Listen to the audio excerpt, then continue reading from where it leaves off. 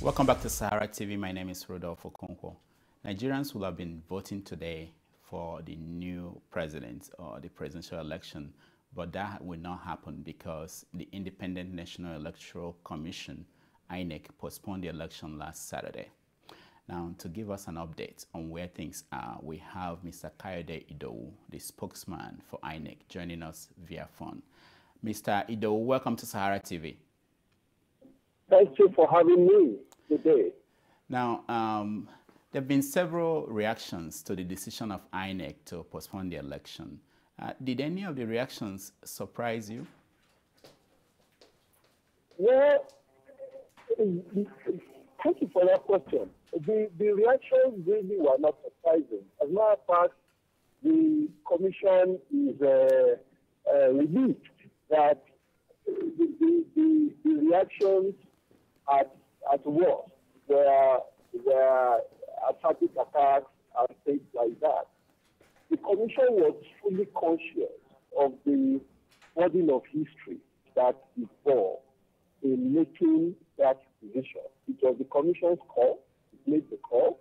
Yes, it had to take into account realistic circumstances that were outside its remit, but ultimately the decision was the commission, and it was fully conscious of the historical implications of this decision. And so we are relieved that at what we are having is acidic attacks, and also appreciated that there is a high level of understanding out there concerning the decision. Mm. Now, during his media chat on Wednesday, President Goodluck Jonathan said that the postponement wasn't a big deal. Was it a big deal for INEC and for Nigerians? Well, you see, I wasn't exactly know what is meant as to whether it is a big deal or not. Commission, it was a very grave decision. Very, very grave. That was why the statement could not be made until almost midnight. The commission went through all manners of consultations. After that, it had to go back and look at all the inputs and weigh all the options and look at all the implications. And the chairman actually said things like this. However we go, there will be consequences. Mm. So have to be ready to live with the consequence of whichever decision we take. Mm. So it was a very grave decision for the commission, but it was an inevitable decision. Because, like you said, you have to see whether history will be kind to you to go ahead in such circumstance with the knowledge that you have about security circumstances and all that. So these are serious commission. And it was a decision that was very, very seriously and gravely taken. Now, this morning, Sahara Reporters is reporting that ballots meant for the presidential election were discovered at the premises of a printer in London. Is INEC aware of this, and what does that do for the perception of INEC's preparation for this election? Now, I was intimated about that discovery to the fact that it was by a printer named Chemos. And I can confirm to you, Chemos Printers Limited printed ballot papers for INEC. But I can also say to you that as far as our record shows, the ballot papers printed by Chemos were delivered on Thursday, last Thursday. Whatever is seen outside that, honestly, I hesitate to say that it falls in line with the transactions that the Commission has undertaken We had the deal with Kayode. Kayode is one of the printers of the ballot paper. It was required to deliver its ballot papers by Thursday. The record shows that it delivered that ballot paper. So that's what I can tell you. So are you saying that the ones there are not meant for INEC, or that they are not there anymore? Can you make it clearer? I will be surprised if they are still there. I will be surprised as if that's the point I'm making. I will be surprised as at the time I was told, that was at the day that they are required to ship this thing in. And I suspect it could be in the process of trying to ship it in and ship the ballot papers in that discovery was made. I will be surprised if it's there as you speak. Okay. All right. There were several other issues about preparation of INEC. One of them is the distribution of PVC, that's the permanent voters card. And I want to know, I saw a report today that it's almost 70% done across the country. What is the exact figure today? Well, unfortunately, I do not have the figure as of today, but you are absolutely right that we have gone beyond the 60%, at the 70% threshold. Actually, we hit the 69.9 as an end of February. And that is why we have missed elections we have to go on, especially when you also take into account the cultural tendency of last-minute rush amongst our people. We are likely to witness election rate up to 75%. So that's, of course, again, because of this cultural tendency I spoke about, now that we have rescheduled and extended the collection rate has fallen very tremendously. So you will not have it in the way you will have had it if the elections we have to hold today. Yes, but absolutely now we have gone beyond the 70% threshold mark, and the collection is ongoing until March 8th.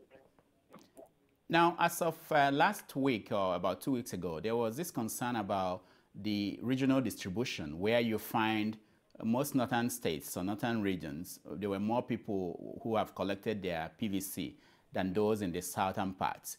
What was the reason for that? I see the current figure that INEC is publishing out there. It appears as if that gap has been closed.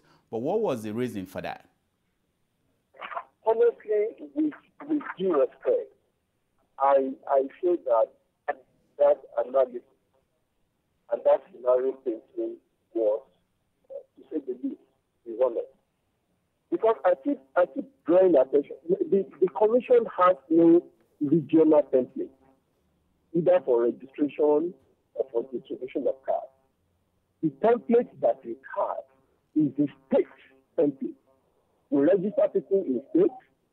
We are distributing, we have sent the cards to states, and those cards are being collected in states. And I will tell you, Abia State is not in the north, and the collection rate as at the time was 79%. Akwa is not in the north. As at the time, the collection rate was 84.44%. Cross River State is not in the north, and as at the time, the collection rate was 73.13%. Ondo State is not in the north, as at 10, the collection rate was 70.25%. Osun State, 70.75%. I can go on and on and on and on.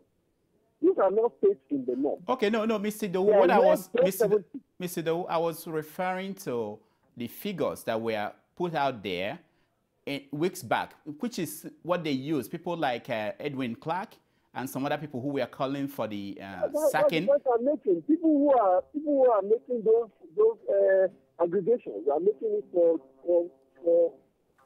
different motives. Only God knows what motives they are making it for. But honestly, they are not. Those aggregations are not done. Okay. Let's leave that. Let me go to another issue.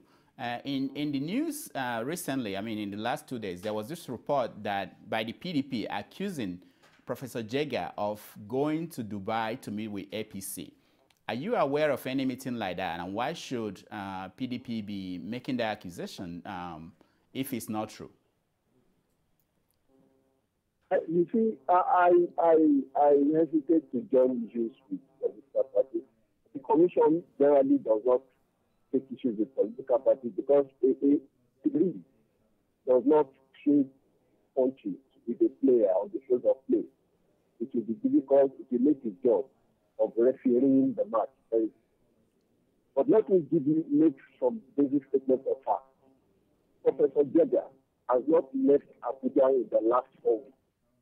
Not even within the country. I'm saying Abuja. He has left Abuja in 4 weeks. And yes, you may not know him, but as people who know him, living at a distance, he's not the kind of person that will, if you have to hold any meeting, he will hold it in the presence of everybody, even with the media present. He will not go to divide the whole meeting with you. But in any event, he has not traveled out of Abuja in 4 weeks. Okay. Okay, let's leave it at that. Now, the PDP, they are still kicking against use of card reader for this election. What is the story behind that? Why are people still resisting the use of this card reader for this election? Well, I wouldn't know. I wouldn't know why. Honestly, the motive for the card reader is to deal with political tendencies that are buckling down our electoral process, the tendencies to manipulation and fraud in the election, and it is to checkmate all that. And it is every well-intentioned stakeholder should encourage the use and contribute to how best we can maximize it.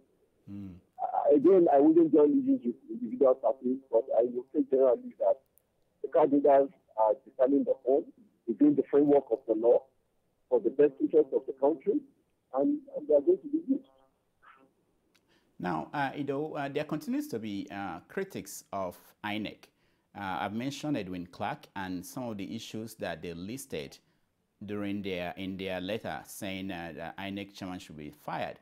But at the media chat, the president himself said that he appointed the INEC chairman, and if he sees what he called obvious concerns or obvious reasons to fire him, that he would do that. Now, I want to know, is the commission, when people said we have issues with Jega or INEC, is the commission reaching out to those people to find their concerns and try to address it? You see, this commission is focused on delivering its mandate, mainly conduct specific elections. And because it is doing that with single-mindedness, it's not a priority for it to try to pacify or to try to reach out to lobby or things like that. No, the commission believes it has done no wrong. It's doing whatever it's doing, everything on the table in the best interest of the country. Everything it has done is ready and willing to defend it. And as long as it has the opportunity to do the job, it will continue to do what it believes to be done. Now, there are some commentaries out there about the internal workings of the commission. There are 3 commissioners who are dubbed the super commissioners. Are there people who are within the commission that are bigger than the commission, so to say? Is everything all right within the commission? Absolutely, there's nothing like that. I mean, these are scenarios that are presented by people who know next to nothing. The commission. There's nothing like that in the commission. Okay. There's nobody like that in the commission. In the commission. Okay.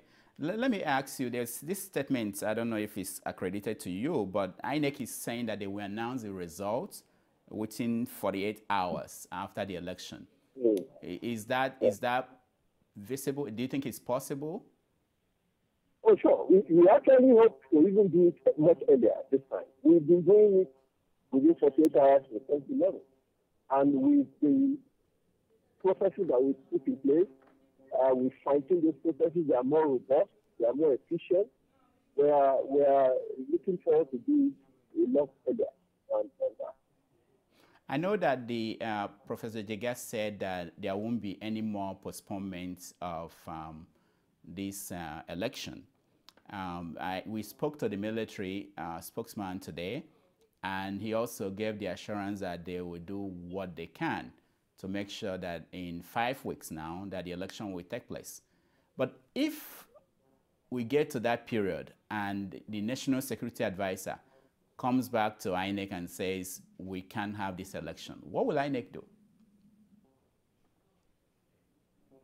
You see, the Commission has refused to contemplate that because anything outside the constitutional framework is a no-go area. We have what the rescheduling that has been done is within the constitutional framework.